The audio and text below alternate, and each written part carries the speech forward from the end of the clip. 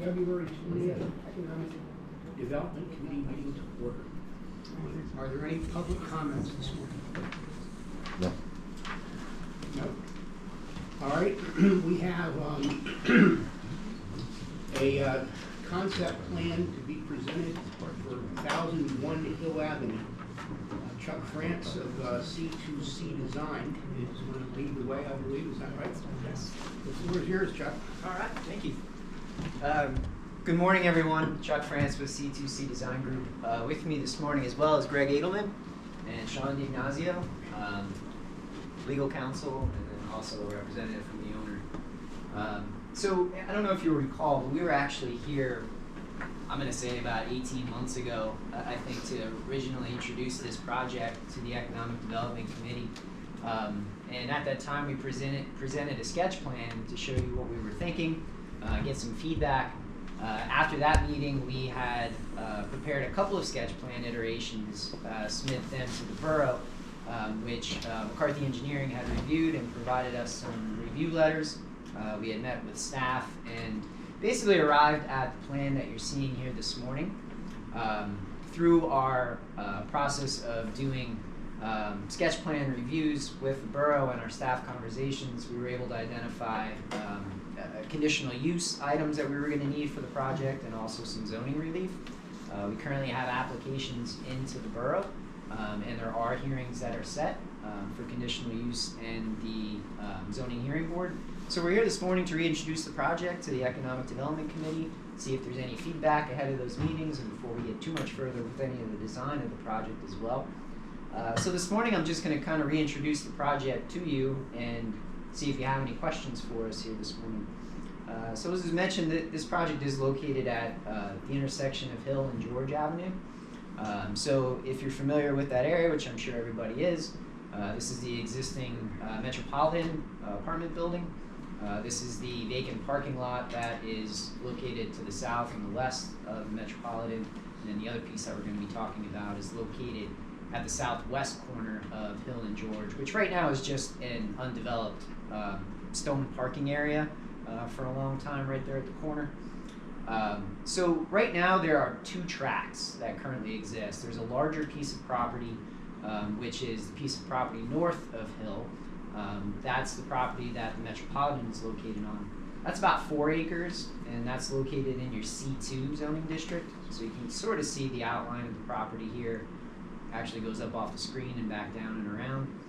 So that's the larger property. And then the smaller property is that property I was referring to at the southwest corner. That's a little over 1/4 of an acre. That's located in the C1 zoning district. And as of right now, that's currently undeveloped. Both of these properties are located in the RD1 overlay district as well.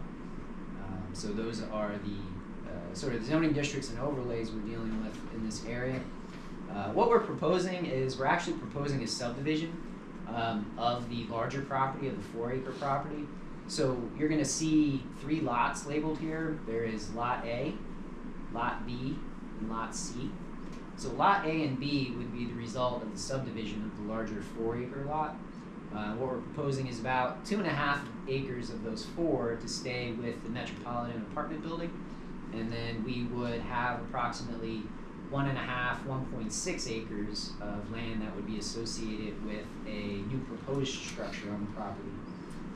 That proposed structure would be a 6-story building, about 65 feet by 140 feet. The first floor would be a mix of commercial and retail use. The second floor through the 6th floor would be 50 multifamily apartment units. We would be proposing 2 access points to Lot B.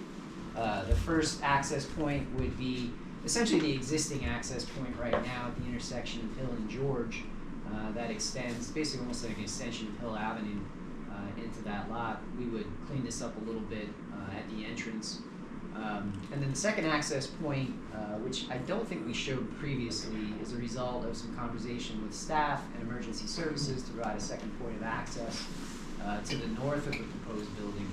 And that would actually come out into a private drive that right now goes between the Met and I'll refer to it almost as the works proper over here.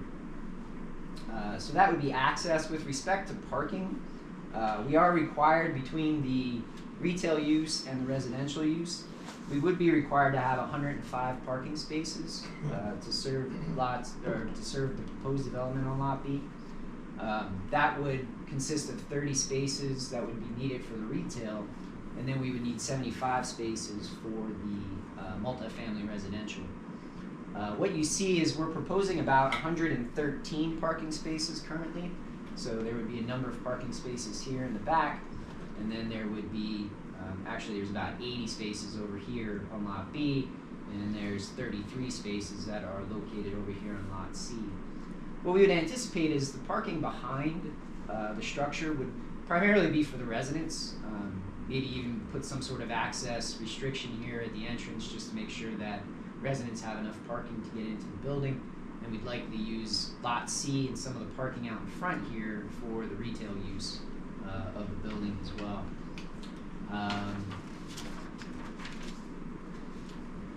That's kind of the overview of what's being proposed. Again, we have met with staff, and Jim's office has prepared, I think, 2 letters, Jim. The most recent one being, I want to say in December, we had received a review letter, which confirmed some of the items that we needed for conditional use and zoning.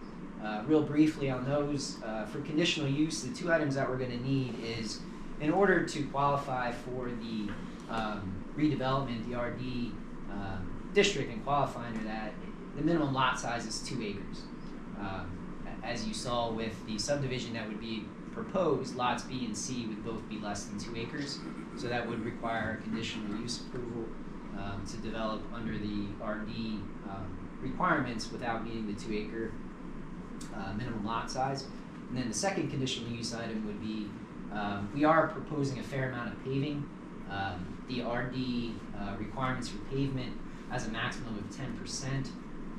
We are well over 10%, and I think a lot of that just comes from the fact that there's existing paving there now, which really doesn't count as being grandfathered. So the conditional use that we have there is to basically allow for the amount of impervious cover that we're proposing. The 3 variances that we are requesting as well would be for lot width. So Lot B, the minimum lot width for Lot B would be 150 feet is what's required. We're currently proposing, it's 127 at the right-of-way line, and then when you go back off the right-of-way line and at the building setback line, it's 134 feet. So again, about 16 feet, 23 feet short of the minimum lot width requirement, depending on which section you're looking at. And then we're also asking a variance to allow parking within 10 feet of the property line or a right-of-way. Again, a lot of that is based on where the existing parking is located now. We're just trying to use the existing parking that's there, and a lot of it is just goes right up to the property line or the right-of-way line. So just sort of continuing the parking configuration as it shows. And then there's another item in there that basically refers to distances between driveways. And that northernmost driveway on Lot B that you saw would be within a certain distance of the other driveways that are located on the metropolitan site, so we would need some relief from that as well. Those hearings are currently set for, and Michelle, you can correct me if I'm wrong, but I believe conditional use is set for March 5th, and then the zoning hearing board is set for March 19th. Correct. So those are the hearings that are coming up. Again, if there's any questions between myself and Sean and Greg, we can answer any questions you have this See morning. if any of your other guys want to say anything. No, Chuck's great. Yeah, I'm just hearing if there's any, Sean DeGnazi, Fresh Call, if there's any interest in knowing like how many units or we'll look at market rates, that's about it. Other than that, Chuck's the breadwinner. Michelle, as coordinator for economic development, do you have any comments? Well, I wanted to tie into what Chuck was saying about the hearings. Shortly before this meeting, I emailed council the conditional use documents as I indicated at Tuesday's infrastructure meeting. I also included the zoning hearing board memo, just summarizing the relief that needs to go before the zoning hearing board after the conditional use hearing. Otherwise, I think it's pretty self-explanatory. Jim, anything from your thoughts? Just the one, I remember, I thought we talked about Lot C. Why? I thought we were going to make that, you were making that part of B, since it was, you had the parking you don't have a principal use now, you have the accessory use on C Yeah. or B. Aren't they currently deeded as one? No, they're separate. We wanted to accept for the fact that the public road subdivides them. If we could put them together, then that would reduce the variance on the minimum lot size. We'd be closer to 2 acres, we would be just short. I think originally we had proposed that, and I think your office had written a review letter Yeah. saying that no, they need to be separate. Yeah. Otherwise, I'd put them together. Yeah. I think we were a I'd little like to short. see them put together. Yeah, I think we want to see them put together. If we wrote, if that's Can how we it do got that? written, That's great. I think that makes it better for everybody. I agree. I mean, like, you don't want to have this orphan piece and then somehow it gets sold and you lose 30 I- parking spaces. I would be happy to revise the application and show it as it's about 1.97 acres. Yeah. So that would be That really gets you close almost to the 2. Yeah, it's almost de minimis. Yeah, it's correct. So, I'm good. is it 197? Our only other comment we were just talking about is there was that annexation plan for that very small sliver on the back of the current Met Yes. property that we would request be part of these plans when they're Yes. eventually That's recorded. right. Yeah, and there's I think we talked about doing like a revised final plan of record for the entire. I think this would allow us to sort of bring it all Encapsulate together everything. and show the whole thing. Because I think previously you were doing that as part of like the as-built, and that revision to plan of record, and then Correct. With the some- parking on the back. yeah, something happened with the parking in the back, and Yeah. it held it up. But we were just talking. I said, "What's it Yeah. in 5 years?" And Michelle goes, "No, 7." I was like, "Oh, okay." Yeah. But- Sounds about right. Yeah. And But I yeah. think that kind of stalled out when we looked at this, and, And we just sort of COVID figured, happened, too, Yeah, like, right we'll, when that was we'll going on. address it all. Lot C has that row of garages on it right now? Is that part of that? The garages Is are that actually storage yeah across the alley. Across the alley. They're- Yeah, from And there. that's that big? Yeah. What's the existing paved percentage? That may actually be. On the plan, it was pretty high. Yeah, it's rather high. I know for Lot B, we'd actually be reducing the amount of impervious coverage on Lot B because we're putting some buffers and green space in there around the buildings. Right now, the whole thing is basically paved on Lot B. And Lot C, you know, if you go through aerial images, at one point that whole property was stone. You know how stone works over time. Sediment fills in, you start getting some grass that grows in. The stone's there, it's underneath, it's just there's vegetation on top. So again, it comes back to whether it's parking lot with stone, impervious cover, you know, how you would treat that.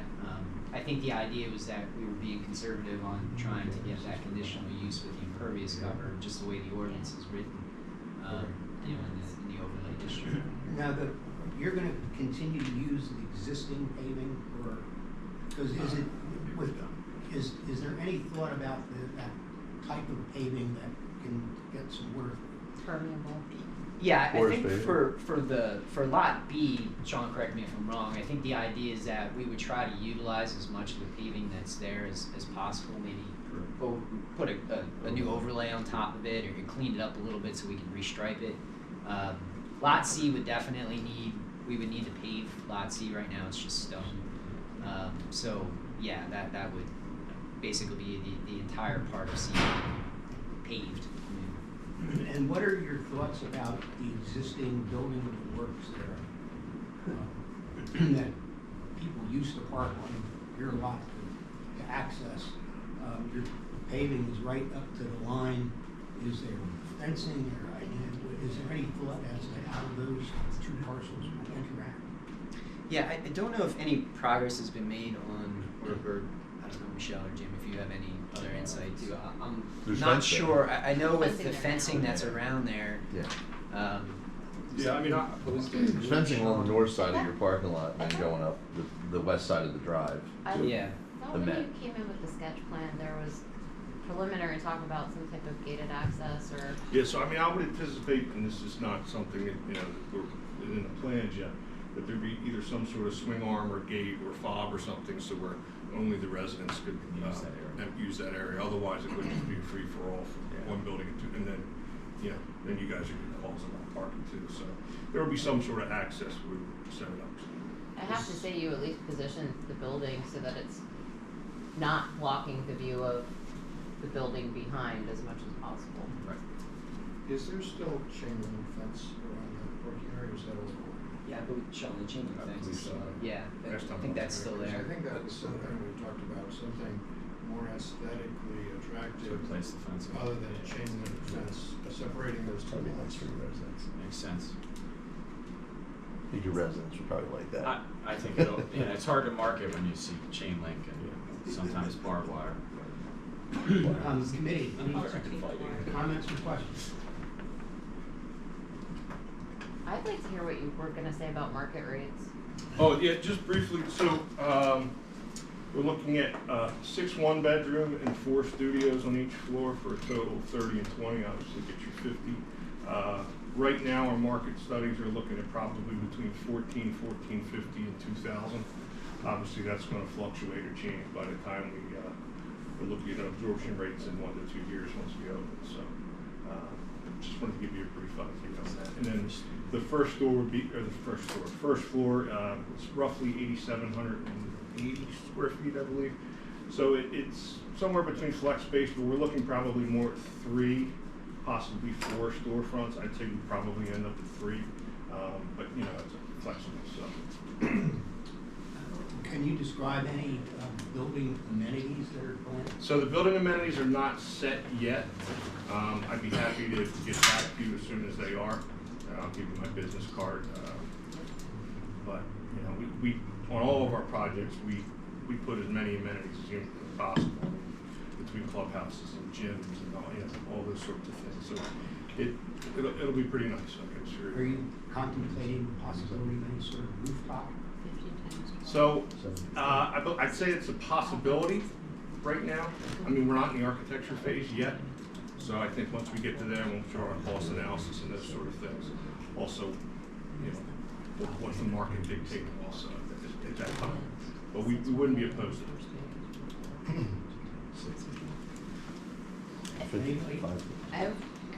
Not that it has any bearing on any of the relief that's being requested, but do you anticipate that you'll be asking the school district and the borough and the county for any type of LRTA or tax relief? I don't know, Sean, have you talked about that internally? Not yet. But I can certainly get back to you. We have a town and gown meeting coming up, I think it's March 20th, so it's West Riding, Wyomissing, and then both school districts, and that would be an appropriate place for us to potentially float. This may be coming to their attention. Sure. And I can tell you from conversations I've had with at least Wyomissing Area School District, they would be considerate to something for the first floor where there's the commercial piece, the upper residential levels likely not. Yeah, makes sense. All right, last chance, anybody? All right, well, thank you very much. Thank you, everyone. Look forward to, Appreciate it. seeing these progress. Have a good one. Chuck, I literally just sent you these in the report docs and the conditional use docs. So you should have it, you know how to get hold of it. Thank you. Tell them I said hi. Thank you, everybody. Thank you. Have a good day. Stay warm out there. That's where I was. Well, No wind. That way. Yeah, at least it's not windy. With Anderson Road. We can change Oh, it's okay. Okay. Down. Yeah. Appreciate it. thank you. Have a good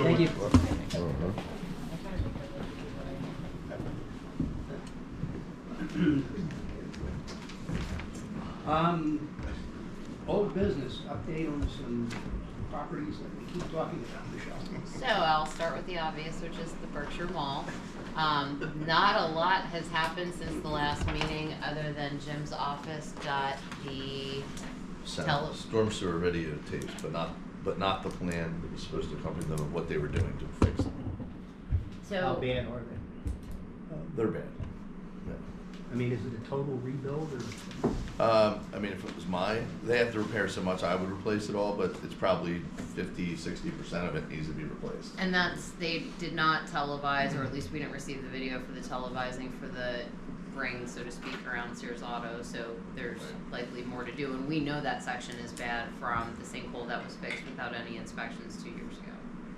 And a bunch of repairs were done out there without calling for inspections, and the way they tied in the new to the old pipe, there's actually soil entering. They weren't repaired, where they did the repairs weren't repaired correctly. On top of that, there was a water main break at the property last Friday that Jim Babb immediately notified them about. It is now 6 days later and they've not begun repairs. Jim had a conversation with the on-site manager yesterday who said she had obtained 3 quotes, which it's nice to know that an emergency water repair bid they're trying to get the lowest price on, and was waiting for corporate approval. So I was in conversation with Michelle yesterday, Michelle Mayfield from Chris's office.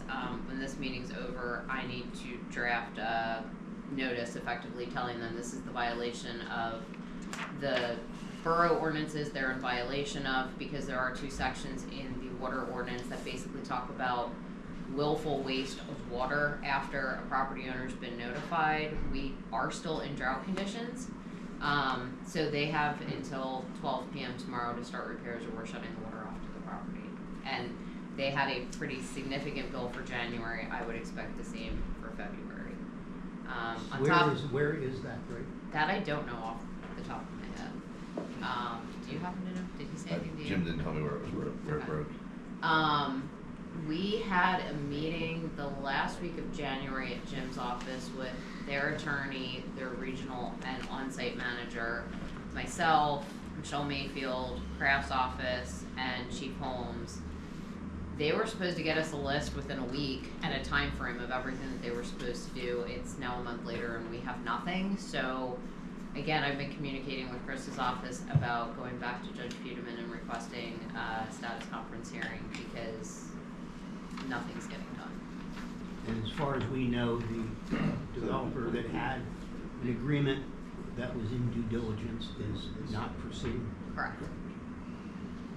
I was contacted by a county commissioner from Michigan at the beginning of February, where Namdar also owns a property, very similar situation, and he had saw the Bloomberg interview and just had some questions as to what we were doing, and it sounds like Michigan laws are slightly different, but they're attempting to do the same thing to hold their feet to the fire, but very similar experience of deterioration, dilapidation, known issues, and no response from ownership. In the review, Jim, of the stormwater stuff, did you observe any sinkholes? You couldn't really tell. Well, no, we can tell where there was areas where soil was entering the top of the pipe, so obviously there's going to be a depression forming above that. Basically, anywhere that they repaired, they did not connect the new pipe to the old pipe correctly, and we're going to have a sinkhole there. So, and a lot of the pipes have no bottoms, or, there's no invert at all. It's just totally eaten away, or the whole pipe looks like Swiss cheese. Do you know who they use for the repairs? I know because they didn't call for any inspections. And I think the committee is aware that the original stormwater facilities, when the wall was built, was these galvanized metal pipe that was simply rusted through, which is not unusual. What do you do? Are they using plastic now, or is it What they've replaced, they use high-density polyethylene, the black corrugated plastic. They asked about lining at that meeting, but do you think with the condition of what you saw in the videos, it's going to be an option? It usually ends up, unless there's something in the way, lining usually ends up being more expensive. There were also 2 blockages. That one pipe, Right. yeah. They can get through. So it's up to them. Lining can be faster, but it's typically double the price. well? Does the water affect Boston? They put in their own service when they had that break 2 or 3 years ago. So I would expect not, because if the break affected their line, they're very good about fixing things quickly. So I would expect they could stay open, but I mean, again, if we do end up turning off the water tomorrow, they're going to be under a fire watch. In addition to, they're going to have to get porta potties and provide bottled water for the portions of the mall that are not on that separate line for bus stops, which is everything else. The restaurants would all, under Department of Ag orders, also not be able to operate until everything's fixed. And we did tell them, Glenn Kraft sent an email last Friday indicating this is an emergency repair, meaning you can go ahead with getting a contractor and get the permit in after the fact, as long as it's within 3 business days of when that contractor starts work. So they knew black and white in writing, you need nothing from us to start, please go ahead and make the repairs and we'll figure it out. Wow. Yeah. Is there a turning copy on this? Yep. Are there long game plans here of where you think this is gonna end, or just gonna go on and on? Maybe one big sinkhole. Are you Chris? just waiting for them to sell it? Well, I think, Aaron. I mean, I what think we need to can talk do- about the legal process more than Well, anything. what we can do is to continue to hold them accountable for the code violations, and I think that's what the borough has the right to do and should do in order to protect the community. But, I mean, ultimately, the property owner is gonna decide what they're gonna do with the property. And as far as the other things, like the proposed Wawa in the corner that we're waiting on for PennDOT, for their plans, which I was going to ask you about as well. Have anything evolved from that? I had a really good call with David Newman 2 to 3 weeks ago. He indicated on that call, which I followed up with PennDOT and was able to confirm, PennDOT sent out the State Hill Road roundabout plans, at least phase 1, for peer review. Apparently, the specifications for roundabouts have changed since this project was originally designed. So they're now making changes to this design plan. So we talked about this also at infrastructure on Tuesday because of our need to relocate our utilities that are in the intersection of Woodland and State Hill, probably looking at next year now until we would do that portion of it, and probably end of year maybe until we'd have revised design. But Newman needs to wait for that revised design to see how much right of way PennDOT's taking to be able to finalize their design. And that can proceed separately, like the new, Once they get the PennDOT design plans, yes. not dependent upon whatever the rest of Correct. and any insights you have in as far as the design, as to, you know, we remain concerned about school bus traffic with Woodland Road. The first we've heard about a peer review and redesign is Michelle's phone call from the other week. We haven't gotten anything from the utility unit or the project management or design unit on the project. Their project management confirmed it in an email. I reached out to him early last week and said, hey, this is what I was told, can you confirm? And he wrote back very quickly and effectively said, yes, that's true. And that was The it. peer review thing, can you tell us anything about? So PennDOT hires outside consultants to do this design. It's Wallace Montgomery is the firm doing the design. They sent this roundabout out to another PennDOT approved engineering firm to review, and that firm basically came back and said it doesn't comply with your new, recently revised roundabout regulations. And PennDOT's decision was, well, let's go back and redesign it instead of, you know, using what met the design when Wallace Montgomery did it 2 years ago. Because they built a bunch of these and then found out what parts of them don't work. So now they revise their own regulations to fix what didn't work before. So I don't particularly know what part of their design doesn't meet the new. They haven't disclosed that to any of us. Well, we remain fixated on the malls. See where we go now. Adjacent is the Crown Plaza. Right, just one second before we get on to the Crown Plaza, just one comment I'd like to make. I don't subscribe to social media, as everyone knows. But it's amazing what I've been reading lately, that we are turning our heads to what is happening at the mall, that we don't care what's going on at the mall, that we are in the pockets of the mall. It's amazing. So, and since we are being photographed and video, just want to make it known that, you know, the fencing, everything that's going on over there is because of this council, you know, and the safety of the citizens who use that mall. So, you know, we are not turning a blind eye to all this, and what's out there is total nonsense. Perhaps we should be proactive and put something on our We did. website. We had a press release on the website when the fencing went up that was up for 2 months. Yeah, but I mean, I'm referring to more the big picture, you know, as opposed to just I would probably, Chris, wanna work with your office a little bit on that, just cause of the legal.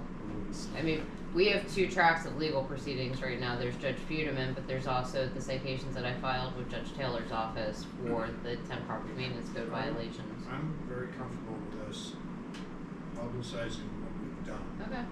but I don't really want to put anything on there about what we will do or might do.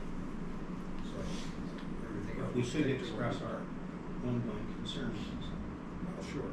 I mean, I think our ongoing concerns are reflected by what we've done to try to manage those existing code violations. And we could go back to that press release we had on the website back in November and just probably Give an update it a little bit. Sure. There's a reporter, for what it's worth, with the Red Eagle that has covered some of our issues in the past. Perhaps we could reach out. We could also link the Wall Street Journal and the Bloomberg interview.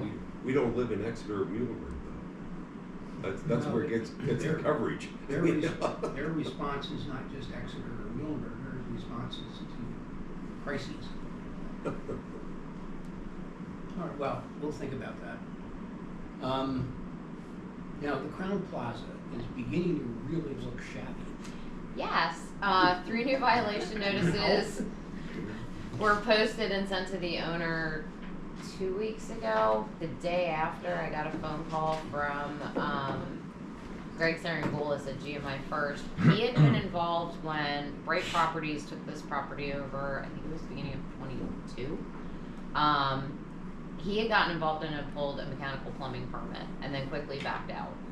And he told me the reason he backed out was because they owed him a lot of money and he wasn't getting paid. So shortly after, like within 12 hours of these notices getting posted at the property 2 weeks ago, owners called him and said, hey, we don't really know what's going on, but we need your help. He was calling me to ask what the notices were about, so I referred him to Kraft and the fire chief. He said he was leery of taking it on because of his prior experience. In addition to that, we had also had a hearing before the county's blighted property review committee at the end of January to start the process to deem the property as blighted. The committee agreed to do that at that hearing. They sent out what they called the first strike letter, which is a notice to the owner stating that the borough has filed an application with them to deem it as blighted. At their hearing in January, they accepted the application and agreed to move forward with the process. Here's your notice, the next hearing is in March on this date and time, you know, you're welcome to come and represent yourself and basically plead your case. We've not heard anything since. I've not heard that there's been any action since those notices were posted. Ironically, Heather, Dave Boucher's stepdaughter, she reached out to me last week. She was contacted through the Pennsylvania Americana, aka Visitors Bureau, by a representative from Bright Properties indicating that they were diligently working with the city to bring this property into compliance and renovate it, and they expect they'll be opening soon, and she was reaching out to ask if any of that was true. So I explained to her what's happened in the past couple of weeks, and she said that was similar to what she suspected. So Thoughts, anybody? I just know from talking to the fire chief, he said the large propane tanks that are there, L&I now has gotten involved because they are out of our purview because of the size of those tanks. It's about labor, it's labor and industry, or Yep. labor and licensing.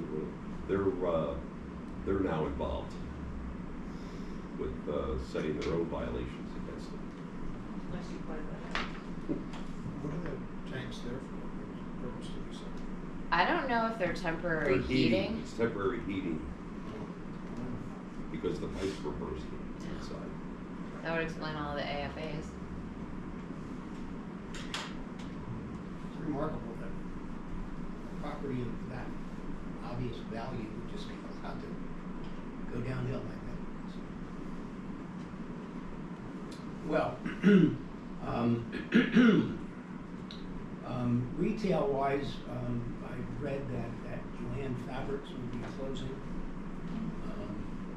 I would think that is a readily leasable property.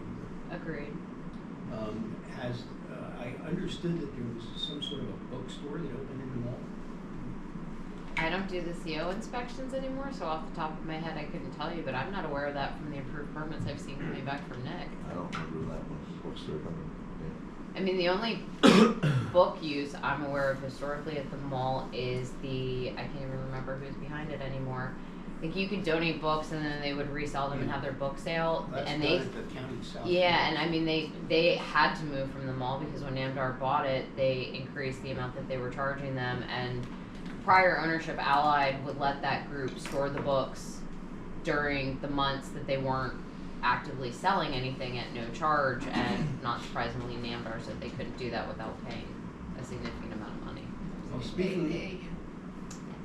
speaking of Allied, they still own the Berkshire Mall West. West, yes. Is there any conversations about an additional structure to? That 30,000 square foot West. expansion they were talking about doing, not recently. No, Joe few Nasty years. calls me every so often just to check in. I think he's taking a little bit of perverse pleasure in watching what's going on across the street.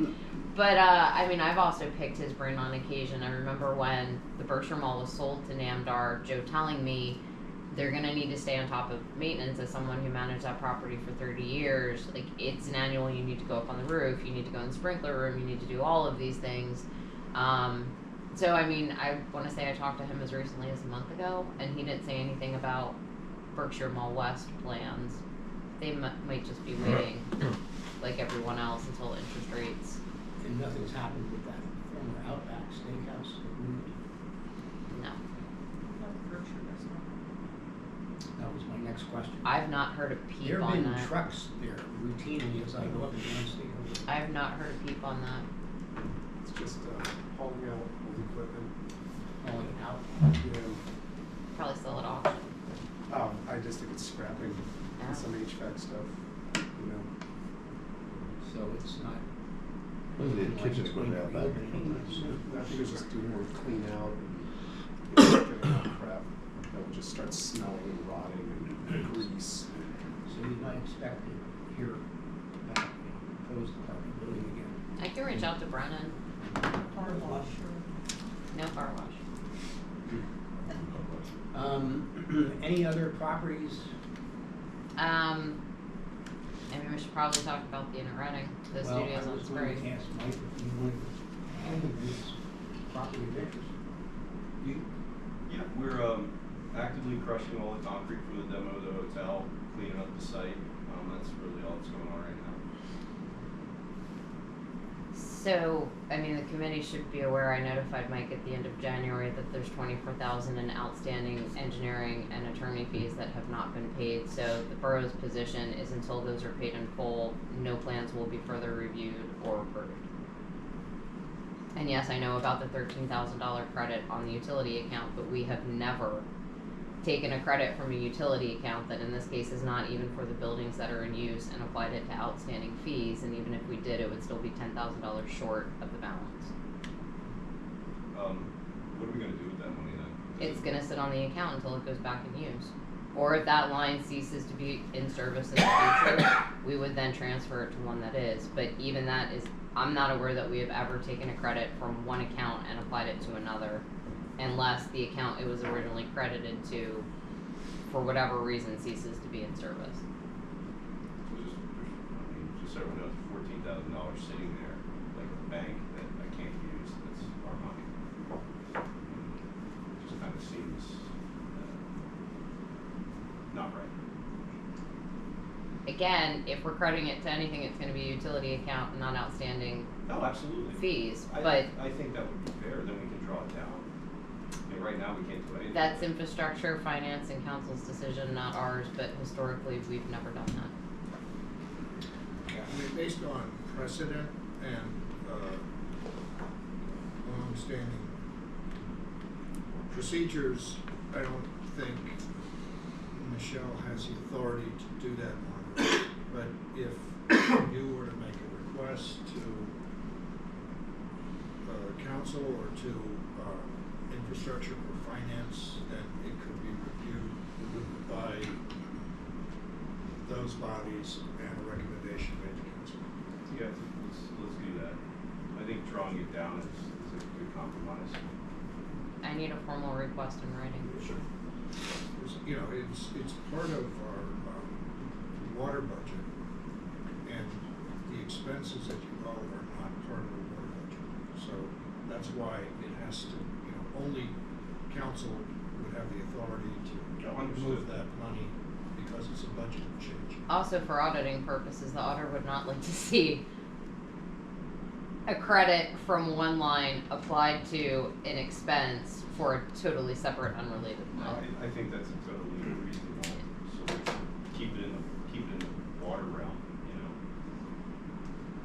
know. And that gives us a way to use it somehow. How much of your existing units are occupied? Percentage? Existing units. The, D&E. yeah, D&E. About half. And where do we stand with certificate of occupancy? Again, nothing's getting done until that 24,000 fee is being paid. We're not reviewing anything, we're not approving anything, and I mean, that's also clear in the municipality's planning code and past practice of nothing is to be released until all fees are paid. Okay. So I have that with Keith. Good, I'm glad you were here. Other properties floating around, the jewelry store going in, the Heck Brothers, is that, Yes, they have a building permit for their fit out. so that's underway? Yes. They said it was gonna be, I'm trying to think, their zoning hearing, I believe, was last summer. And they said it was probably gonna be a 12 to 18 month period because they were very selective in their finishes. Good. That'd be a nice addition. Across the street on the what used to be called the Wrangler lot? Yes, that was under contract. Kevin Hughes was actually gonna buy it from Equus and then backed out. And last conversation I had with George Haynes was probably end of 24, and they'd like to get rid of it, but it's also not anything significantly pressing for them. So he's aware of the conditional use approval that was granted in 22, 23 has now expired. So they're basically back to square one, Yes. although I would think we could move rather rapidly. Speaking of Kevin Hughes, how about across the Park Road Bridge? The boiler house project, that was before the planning commission last month. They need to submit some revised plans and finalize some things, which we will likely not be having a March planning commission meeting because that deadline passed to submit to be on that agenda, so I would expect at the April meeting. The Felino apartment complex? I actually sent them a reminder the other day that we needed their sewer capacity reservation and fee contribution agreement executed and back by the end of the month. I haven't heard anything back from them on that. On the plus side, I got the agreement for the Windsor Street apartments yesterday, but unfortunately that's the smallest contribution, it's only 60 to use. But it's one. I'm apparently having a senior moment. That project was approved, I wanna say 3 years Is it ago. 3 twins? 3 semis Oh, at on the Windsor end of Street. Windsor Street at the railroad, Yeah. on the left side there Yeah. across from the. So they need concrete capacity block. on the fourth and only pump station too, so they're part of that funding agreement. Okay, I'm with you, thank you.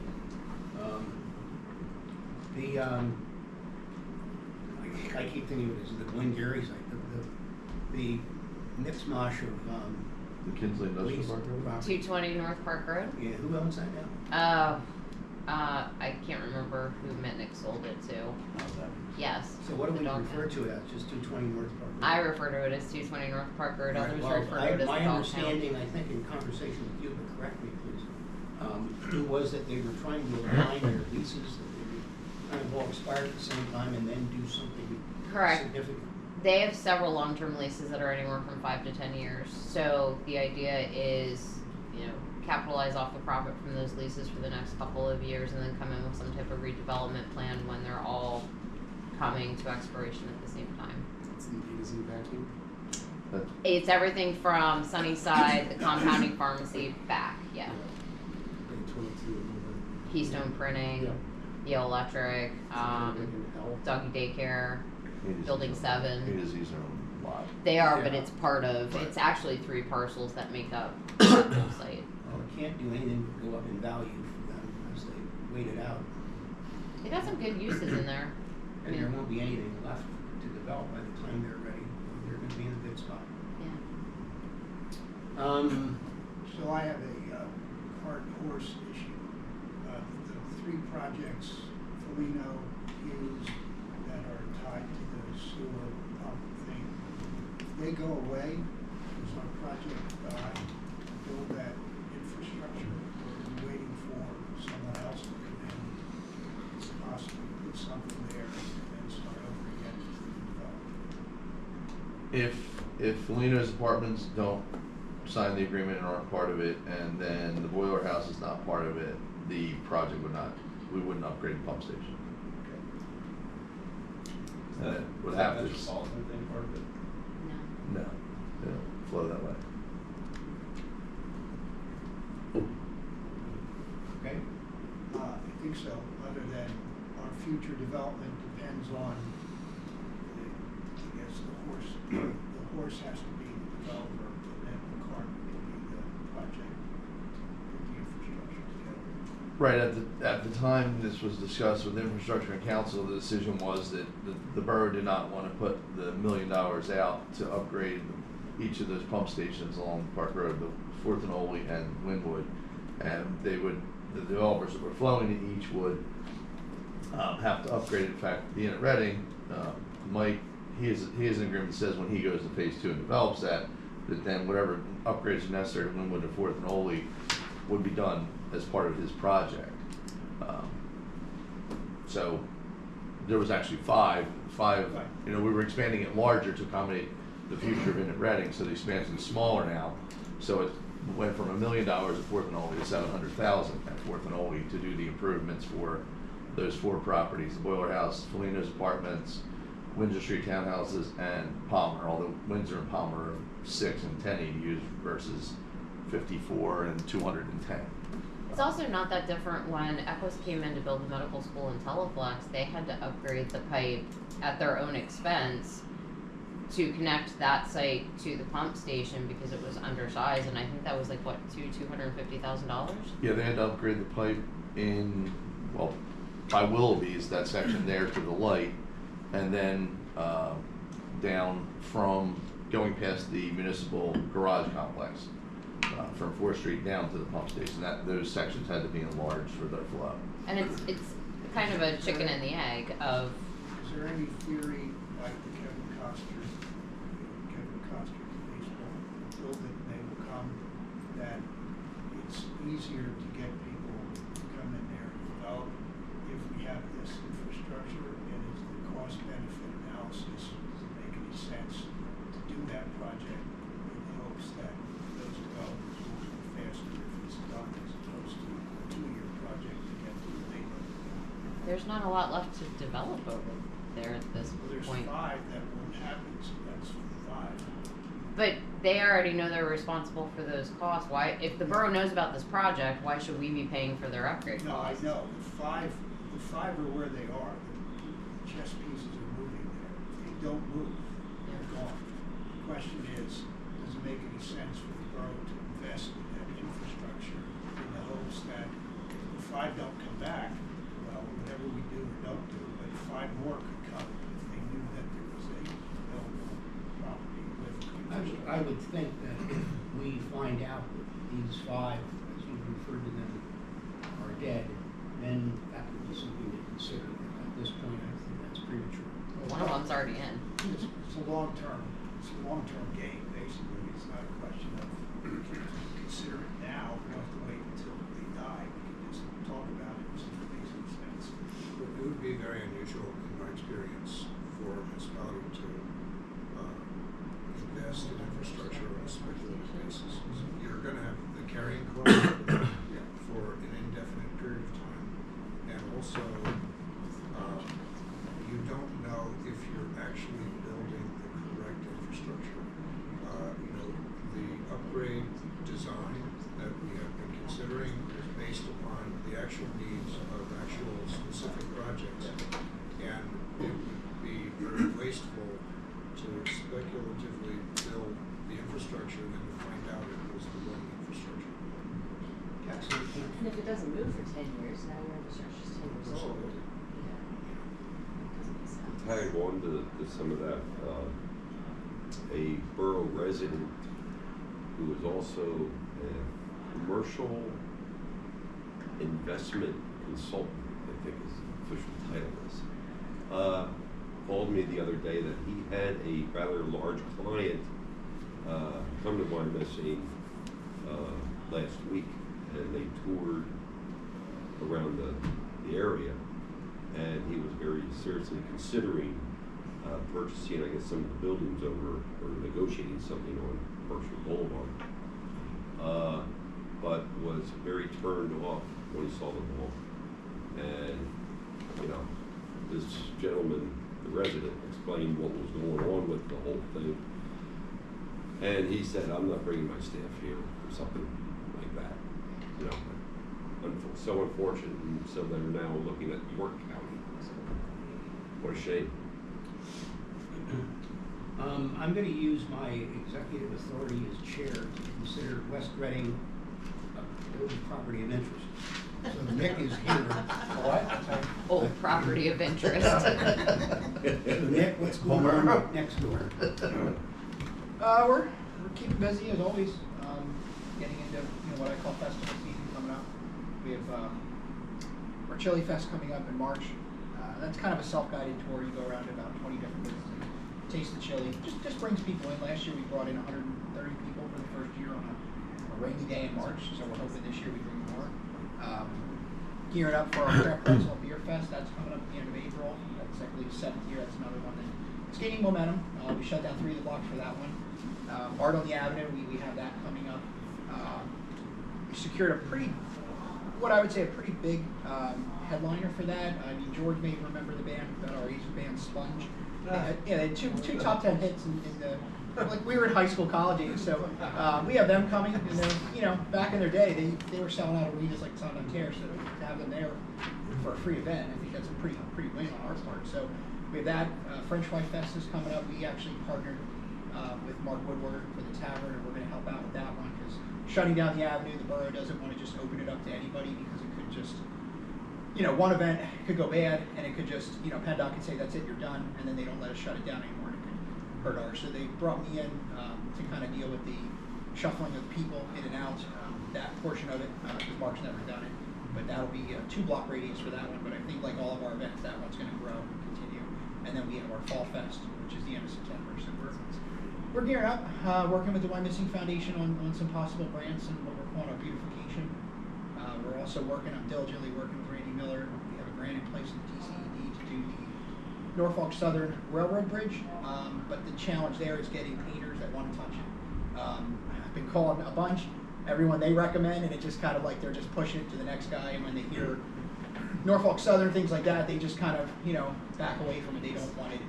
This is the bridge coming the at the bottom of the hill. Correct, yeah, next to the old the Palmer site. So Mark had a grant in place with DCED to get that repainted. It's up to $100,000.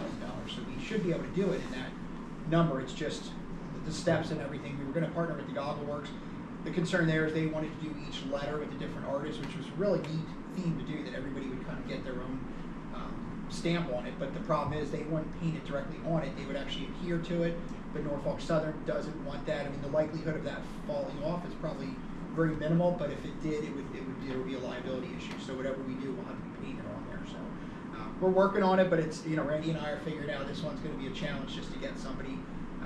And we have the guy coming up next week. We do have another one, all the lights on the avenue. We have those all getting replaced. They're actually in right now. Working with Public Works, the guys are they're kind of waiting to do the lights to replace them. They want to wait until we're kind of definitely out of the snow season and before that grass cutting season where they're busy. So, we're hoping kind of like late March into early April they can start replacing the lights. Especially as we get into the longer days, the avenue's going to get a lot more busy. There'll be people there after dark, so we want to have it lit up and for the safety. So when you say Norfolk Southern and Railroad Bridge, I'm immediately assuming you're talking about the one to go 8th Avenue over to the medical school. Well, that doesn't exist. Yeah, that would be nice if there was one. Yes. But yeah, outside of that, I mean, we have a lot going on. I mean, it's a little slow right now because of the weather and kind of coming out of the holidays. But once the weather warms up a little bit, the avenue kind of takes a What's hold the too. scoop on Chatty Monk? So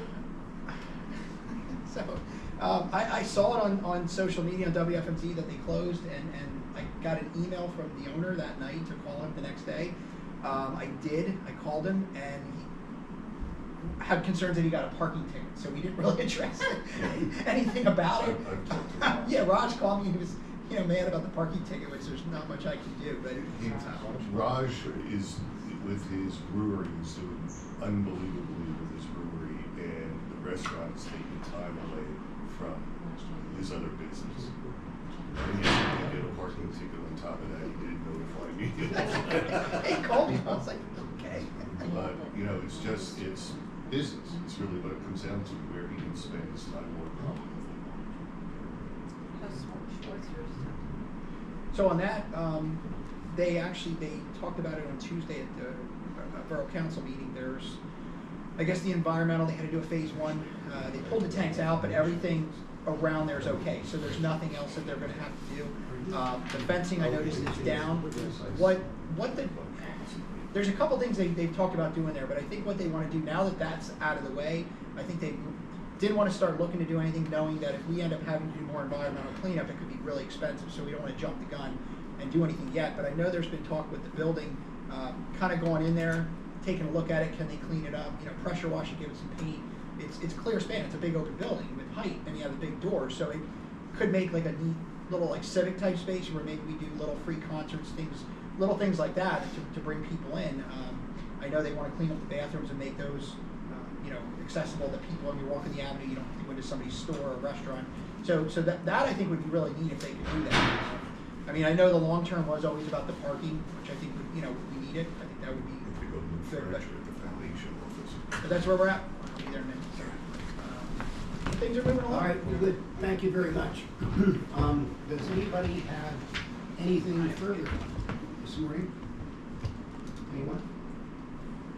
If not, we shall stand adjourned.